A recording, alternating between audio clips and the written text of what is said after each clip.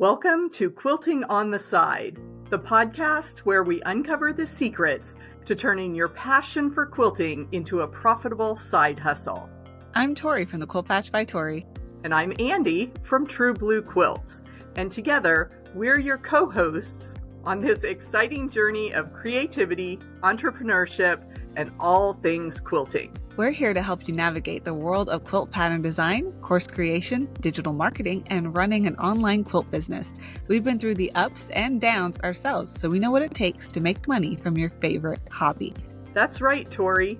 We're going to share our experiences on how we've grown our businesses while balancing family with other paying work responsibilities.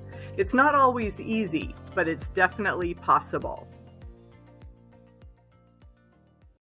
Welcome to another episode of Quilting on the Side. We want to say hello to all of our returning listeners, and for you first-timers, welcome. It's so good to have you with us. Today, we are going to dive into one of the best, fastest, easiest ways to make money as a quilt and craft business, which is workshops. So teaching is a common theme. Tori, both you and I have started with teaching in many areas of our lives, but as people start building a business around their quilt and craft hobbies, they get stuck on this idea of workshops. So you have a good explanation for what we mean by workshop, if you could share that. Yeah, definitely. So workshop, I think, really brings home the idea that what we do as quilters and any crafters listening, what we do is we use our hands in our workshops, or we're physically creating something, or we're learning a skill that we can use to physically create something. So I think workshop really encompasses a lot of what we do within a quilting class. But just to be clear, when we're talking about workshops, we mean any kind of learning experience. So that could be classes, courses, trainings, craft alongs or quilt alongs, summits, webinars, master classes. I mean, you name it, that can be a workshop. Yeah, I think that's key definitely in the quilting world, is that it's not just a lecture or slideshow, although that is definitely a teaching opportunity. But when we say workshop, it really is hands-on. You want the students to be engaged and involved in making something. So thank you for that clarification. You've talked to a lot of instructors, quilting instructors, craft instructors. And what do you think is the biggest kind of obstacle or fear that they have going into planning their workshop? So I see three overall. One is pricing. There is so much around pricing. The second one is how to meet their students where they are. And the third one is feedback. So getting that feedback, getting the testimonials, and then how to actually use that after the workshop. Yeah, I would think those are key issues. So once you've decided what to teach, that's a whole different discussion that we can have another time, is, your topic for your class. But you've kind of hit on some of the before, during, and after the workshop areas. And so I think those will be great things to dive into. When you're getting ready to host a workshop, when you're putting your offer out there into the world, that price becomes a big question mark. And, am I doing this? Is it the set price? Is it the market value? Is it out of line with what people expect? What are your suggestions for people as they price their workshop? So I think it's important to keep in mind that pricing is communicating, and it's part of your marketing. It's part of demonstrating the value that you're going to be showing. So I think it deserves thought and like a little bit of research, just a little bit. So I actually have this kind of broken down into three different strategies that you can use to kind of put your pricing together, and I guess you could call it a framework. Let me see. One is to keep in mind how much time, money, and resources that your customers are going to be saving by taking your workshop. So one example I used actually in my book I think it just released by the time I'm releasing this podcast. It just released. It's called Workshops Unleashed. But one story I shared was when I learned free motion quilting. Like, it took me months to figure out how to free motion quilt, and I was so scared to do it. I had my little domestic quilting machine. I read blogs. I watched YouTube videos. I had no one to really ask. Well, I could have asked my mom. She's a long-arm quilter. But I was kind of nervous to kind of bring that up to her. I was like, I'm trying to teach myself. And I did it all myself, and it took me forever. And I really wish I could have and I did look in my local area at the time. We were in it was Carolina. South Carolina? I think it was South Carolina. I can't remember which Carolina. It was a while back. It was like 6 years ago. So I was in one of the Carolinas in the capital city. I'm totally blanking on what it was. But anyway, I was in a big city is my point, and I didn't find any free motion quilting classes in person. And at the time, just 6 years ago, YouTube wasn't really known as YouTube University. So the videos I was seeing were kind of poorly lit. They weren't really explaining what they were doing. They weren't really teaching. And of course, YouTube is going to have a lower quality. Well, not always lower quality, but the videos I had access to at the time, they weren't great. So I would have paid good amount to someone to teach me how to free motion quilt and not spend the hours upon hours of stressing, overthinking, watching all these videos, reading all these blogs, devouring all these tips because I didn't have anyone to ask these questions to, or I didn't feel like I could go and ask these dumb questions. They felt dumb. Like, it's like, what do I do when what kind of thread do I use? So one thing that I started with free motion quilting was I used quilting thread, not really realizing the thread I had picked was for hand quilting. So my machine, it wasn't working with my machine. So those little questions like that, where I just kind of felt dumb asking those questions. And it would have saved me, again, so much time to just have taken a workshop and to really keep that in mind. And this first strategy, where I'm leading to, is number one, do the math. So what are you saving your ideal customer? And the math on your end. How much time have you spent learning this skill? How much energy have you put into it? You've been practicing. In some cases, we've been perfecting. Like, how much time have you put into doing this? How many resources? How much did that cost you? And you don't have to go penny by penny, but, do some, my husband likes to call it beer math, where you're just kind of estimating. Like, just take some time to estimate it. And you can really, what this exercise does is really lay out a monetary, or at least a quantifiable number that you can see on paper about what value this workshop has and what you're bringing. So that's number one, do the math. Mm-hmm. So Andi, have you ever sat down and done the math on one of your workshops? Oh gosh. It sounds like a good exercise. I think of it more as, I can certainly pull the numbers of all the classes I've gone to, which builds my experience over the years. And in terms of that time savings, yeah, that would be a little bit harder to quantify because, like you said, we all have put different values on our time, and we've got the sunk costs already we've spent the money on the books and the fabric and the tools and things. But that is a good exercise to think about. The value you provide does have a dollar amount associated with it, whether or not we consciously analyze that every time. And that's exactly the point, is kind of bring it forward to your conscious mind and to see on paper, especially if you're struggling with imposter syndrome, actually get some numbers down on paper and see that, and let it sink in and reflect on how much you've worked to get to this level of skill. And I've been quilting since I was 9. So I've been quilting for, how old am I? At least 20 years, over 20 years. Yeah, I've been quilting over 20 years. So just putting down that I have had 20 years of experience in the quilting realm, it just kind of makes me pause and say, I do know what I'm talking about. Like I have been practicing this craft for 20 years. So when I sit down to teach a level 1 beginner class, it helps me feel more confident in my ability. It kind of gets past that imposter syndrome that's screaming in the back of my mind. So that's one thing that's like, do the math, put the numbers down and reflect on them. And it really helps get past maybe a few mental barriers that you're feeling, maybe a few emotional barriers that you're feeling. And it gives you a number to kind of lean on when you start questioning yourself, because that's going to come up. It always comes up. Yeah. Yeah. So after you do the math, what's the next step in your pricing decision?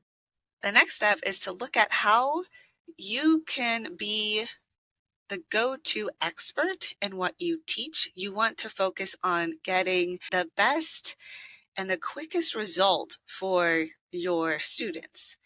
So one easy, because we already talked about free motion quilting, so that's kind of in the front of my mind. So one way to think about this is I want to teach my students. I know there are a lot of people out there that want to learn how to free motion quilt.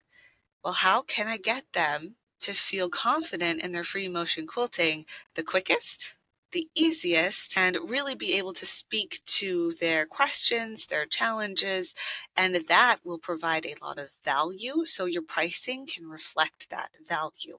So rather than throwing in another resource, throwing in another class, is really focusing your content down on what exactly do they need to know or do or practice to get to being a good, confident, free motion quilter. So really looking at that piece. And then the third one is to expect them to pay that price. And it seems so simple, but a lot of times, again, the imposter syndrome gets in our way. And there's probably another word for it, but when you go to say your price or approach a quilt shop and share your price or email a guild your pricing sheet, doing it with confidence, doing it because you know this price is reflecting the value you bring is huge. It comes across in the way you speak, the way you write, and the way you approach your own experience. So I think it's really powerful to just expect them to pay it. So state the price, whether it's in writing, in person, whatever it is, and shut up. Yeah, You don't don't have to explain it. apologize. No, don't apologize. Don't over explain it. You are just stating it. This is my price, especially if you're offering like a one-on-one service. Especially like I used to teach long arm quilters one-on-one. And when I would tell them my hourly rate, that's how I priced it then was my hourly rate. I'd have to just stop and wait. And it's up to them to know if they see the value for themselves. You cannot predict it, but what you can do is lean on the value you know you have, lean on your confidence, and know that the price that you are giving allows you to thrive as a teacher and bring your all and do your best for that student. Yeah, I always equate it to if someone were walking into retail store, you're going shopping for clothing or a new couch or, a car, whatever.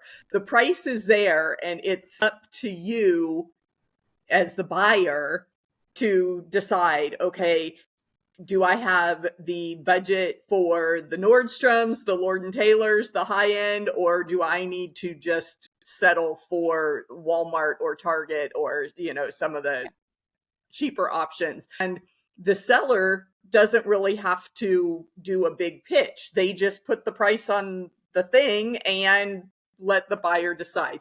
That's not a perfect analogy in the quilt world, but it does help the mindset sometimes to get out of that kind of, oh, I have to continue explaining how good I am. It is what it is. It is. It really is. And they'll see the value in it, especially as I said in the beginning of this pricing part is part of the marketing. So Mm-hmm. like you know that when you walk into an man, I don't even know any fancy stores like Saks Fifth Avenue. I drive past that one on my way to work. Saks Fifth Avenue. You know when you Uh-huh. walk in, you're going to be paying more than when you go to Ross. And which one is going to do the job for you? Are you looking for high-end clothing that communicates something different Mm-hmm. than maybe a Ross shirt that does the job? You look professional, it's comfy, and it's cheaper, and that's what you need right now. So it's kind of like figuring out where you stand as a buyer. But that, again, like you said, the store is not responsible for that. You as the teacher are not responsible for that person's pocketbook. You are there to provide an excellent learning experience, and you can do that based off of this price. Yes, yes. And we have had previous discussions about pricing on the podcast. So we will definitely link that episode and people can go back and listen for the price to thrive catchphrase because that really helps your mindset as well.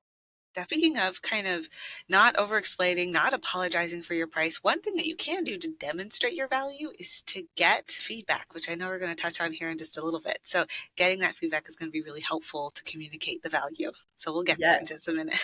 Yes, yes. So we've talked about pricing, which is kind of that before you launch your workshop. And then you mentioned the second thing as meeting your students where you are. So that's kind of what happens at the beginning during the workshop when you've actually gotten to show up in front of the students and crafting the best experience possible. Talk to us about that. So a lot of the questions I get around workshops, one of them is how to support the learners where they are. I mean, we have all kinds of different personalities. We have all kinds of different learning styles. We have all kinds of speed within a class, and speed can be one of those things that can really throw you off because you'll have some people who power through your exercises or the next step super quick, and then you'll have someone who's taking their time. So there's a lot of different strategies you can do to kind of work with the students where they are, but that's exactly what you want to do. You want to try your best to meet each student where they are. So for instance, if you do have a speed thrower who is knocking things out, she's really quick. So sewer, she presses really quickly, she's done, she's good, and then you don't want her to sit and wait. One thing you can do is give her something to do. So I always like to have the steps laid out on paper for them at the beginning of the class. That way it helps different learners in different ways to have that already in front of them. So that is one thing. They can keep moving through the steps, or you can stop them strategically and have them help maybe another person. So if there's someone who's really, really slowed down and they need all these things pressed, maybe you can ask them if they'd be okay if the faster student helps them with their pressing. And I think they'll see that as a way to help out, but it'll also help everyone keep up and keep going within the workshop, and they can get a little bit further during the workshop, because we know that our goal is to finish something within the workshop, whether it's a specific block, whether it's the entire project, kind of depends on what you're doing. You don't want them to get to the point where they have finished something to take home. So they can see that value on both sides, I think, when you give them a little something extra to do if they're too fast, give them a little extra support if they're a little bit slower, and that kind of thing. And then, and this actually comes up in the book. So just to touch on Workshops Unleashed, I have an entire section called Meet Your Students. I was going to say a number, but I can't remember exactly how many students I have listed in there. It's quite a few. It's around I think 14 or 15. Yeah, yeah. Yeah. As a reader who is able to see an advanced copy, that was one of my favorite sections because it really does cover all the different personalities you find in a classroom, and good job on giving us strategies for helping each one of those different personalities. Thank you. Yeah, it was one of those brain blast things where I was sitting there thinking, I need something to go in that kind of shows them how to use these strategies. And then I was thinking of all these different people I've taught, and I was kind of assigning them these funny names. Like in the book, you'll see all the titles are alliteration. So I've got Expert Edna, Daring Darla. I think I have a Talkative Tina is one. And what it does is it highlights how to approach them and how to have a strategy to help them along through your workshop, and also gives you action steps to support that strategy for each and every student. Now, this is not something you have to prepare for every single student in every single workshop. This is a resource that you can have. So when you go to a workshop and you notice you have a talkative Tina, somebody who loves to share, she loves to talk, she's there for the community, she's there to visit with her friends, and she's kind of slowing the workshop down. How can you support her? How can you approach her in a kind and friendly way to help keep the workshop moving, but also allow her to enjoy her own experience and give her time to talk?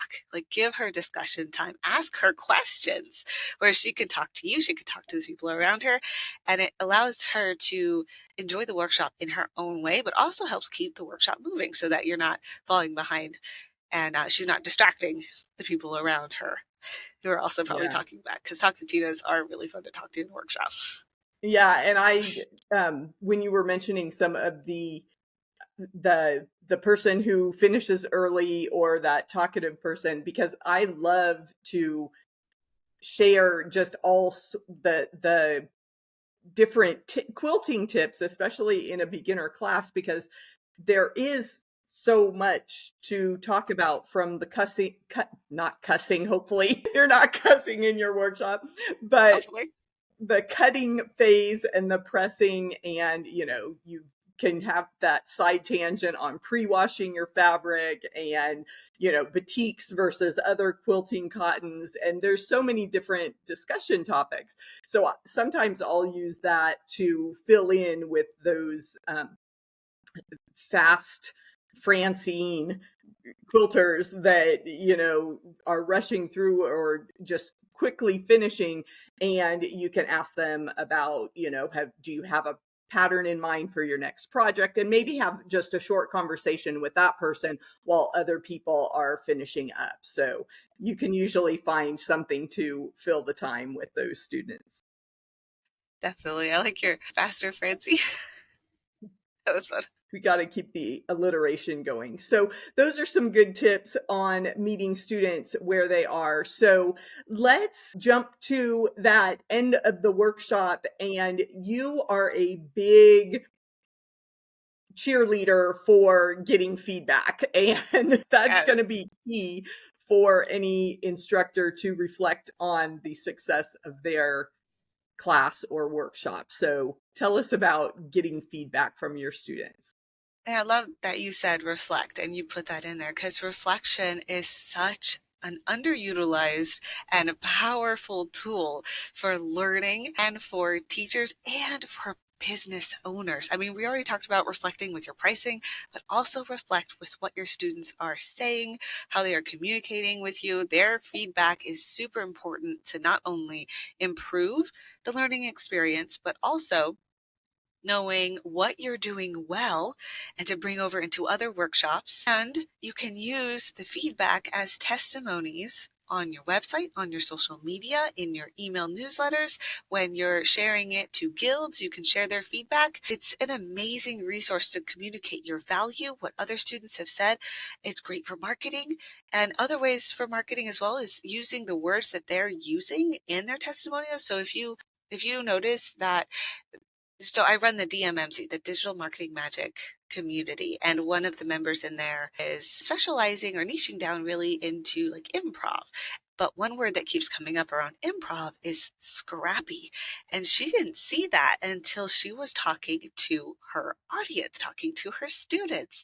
And that's a word that she can now incorporate when she's talking in her social media and her YouTube videos and things like that. She can incorporate that word and find her ideal audience and find her students, right? So that kind of thing. Look for those things, but also when to get the feedback. And it's a practice that you can develop as you teach. This is something that teachers, especially good instructors, they kind of pick this up automatically. But if you haven't taught a lot, be conscious of your students' facial expressions.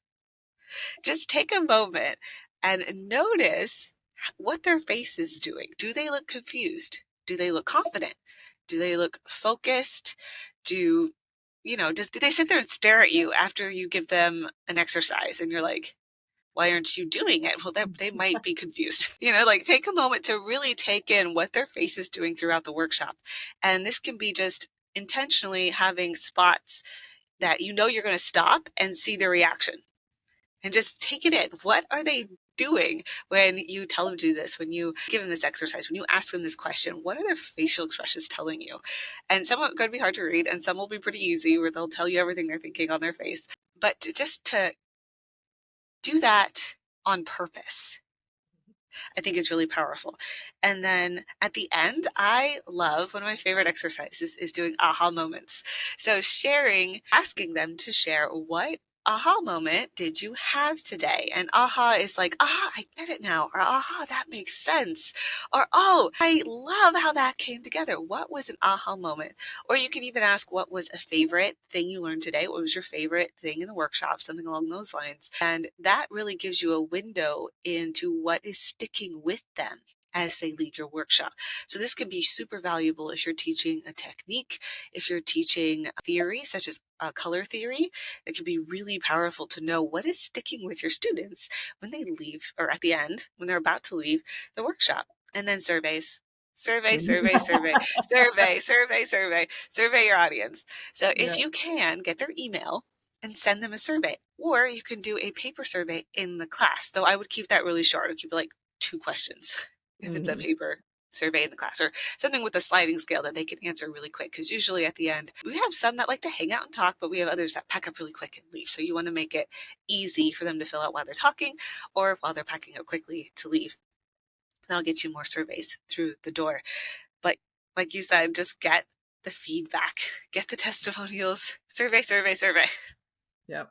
Yep. I love that in terms of either the email follow-up or the paper copy, because this is an area that I definitely need to improve on and implement more often, because I tend to just collect the verbal feedback and then I don't have a record of it because I don't write it down when I get home. Then, I remember that people were saying, "Oh, I love the class. You were such a patient teacher," or, "This binding technique was worth the price of the whole class just for that one tip." Those are the little nuggets that you want to hang on to, because like you said, you can use those as testimonials, put them on your website, put them at the bottom of the class description page.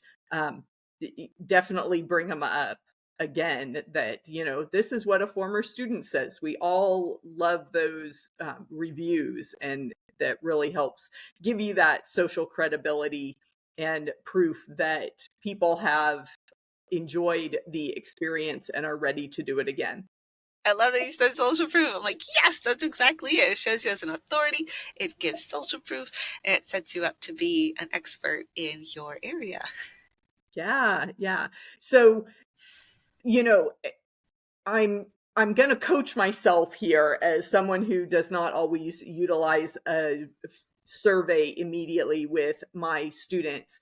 It's okay to reach out again. You can, if I were to do it in my own sphere, I would email my newsletter list and say, "Hey, if you've ever taken a class with me, would you please, you know, share your experience in this short survey?" And I can link them to a Google form, and you could say, what was the energy in Andi's class, and give them a few words, and of course have the other blank if they wanted to write in an answer, and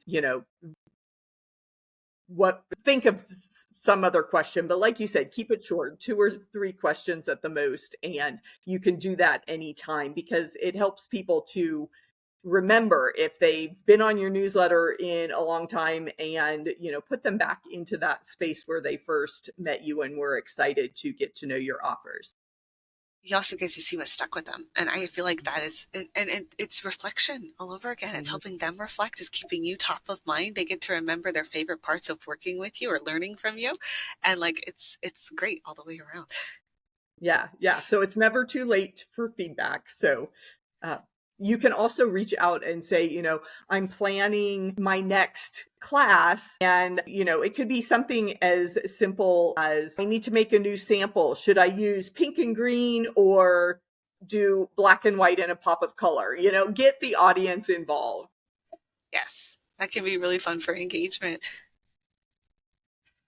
So we have covered some great tips on getting the most out of your workshop. And You mentioned pricing, so we think about that leading up to our workshop. We talked about meeting your students where you are, and Tori's got some great ideas in her new book, Workshops Unleashed. And then we finished with the feedback that you do at the end. Anything else that you can share real quick about getting ready for a workshop and the different phases? I'm gonna think about that for a minute. I have one. I believe in the power of writing and writing down everything that you're planning, right? So I think in my book I called it Write It Out. So if you are planning a new workshop, it's great to ruminate in the back of your head. But when you're ready to teach it, before you teach it, before you go out there and really demonstrate, even if you've already made the pattern, even if you've already put the blocks and stuff together, the techniques and practice things, write out your steps. So if you haven't done it in the beginning of writing and planning, write them out. It brings, not only does it document what you're thinking at the time you're planning this so that you can pick it back up and do this again at a later date, it also allows you to see any holes, that anything you might be missing, any missing information that you didn't think of while you were going through in your own time, in your own mind. And it really allows you to put those ideas down and again reflect, and they can leave your head. So like you don't have to keep that mental space and keep every single tip you want to share, every step of making this block, everything you found that was difficult and how you fixed it. Instead, it's written down. So again, you have it right in front of you, you have a reference. And then one thing that kept coming up when I was teaching the Quilt Patch Course Academy was I can never remember what I taught 2 years ago, and it's listed on my website, and then a guild signs up for it, and then I don't remember how I taught it, what I said. So that is a way to do that. So if you have a workshop listed on your site that was really popular for a few months, maybe you got like a lot of attention from a few different guilds, you're able to teach it for like, again, a couple months, and then nobody wanted it for 2 years, but it's still on your site because it was great and it did get a lot of positive feedback. And then a guild books it again, and you have no idea what you did, or you have a basic idea, but you couldn't remember what made it so great. Now you have it written down, and you have it hopefully saved in a place where you can easily access it, practice it again before you see that guild. That way you're not remaking this from scratch. It's not an uphill battle to go and teach that again or offer it again. So fashion goes and out. So if you want to provide a workshop on a quilted piece of clothing, let's say, and you offer it not to guilds, not to shops, but to the public. So it's open for individuals to sign up, and you launch it and it does really well. And then after you launch it, there's crickets, and then all of a sudden this quilted piece of clothing, like let's say a quilted coat, is again coming up and being really popular. You have your notes, you have your examples, you have your what I call a curriculum map, which there's a copy of that in the book, and the templates that you can print and fill out. And the book comes with all kinds of stuff to help you set this up very organized way. But you have it for reference so that you can launch it again. And again, it's not an uphill battle. You already have the emails, you already have the class description, and you can tweak it, you can change it up a little bit, but you have it already written. And again, it's not an uphill battle to get that started again. You can offer it to the public easily and quickly. Yeah. And I think that going through that exercise of writing out all the steps and kind of really thinking about everything your workshop will offer ties right back into that pricing that we talked about, because then you see on paper, I am giving so much value in this course, and you may decide that, oh, wow, wait a minute, this shop, wants to offer this as a 3-hour class, but it's really 6. So I need to book multiple sessions and then have those discussions as well. So all great tips on setting up workshops and some really important ideas to keep in mind so that you are set up for success. Really appreciate any feedback from our audience. We talk about feedback a lot here on Quilting on the Side, and we want to know if this was helpful. What other questions do you have about workshops, about pricing services in your business? And we would love to talk more about this. So let us know what resonated with you and what you still have questions about.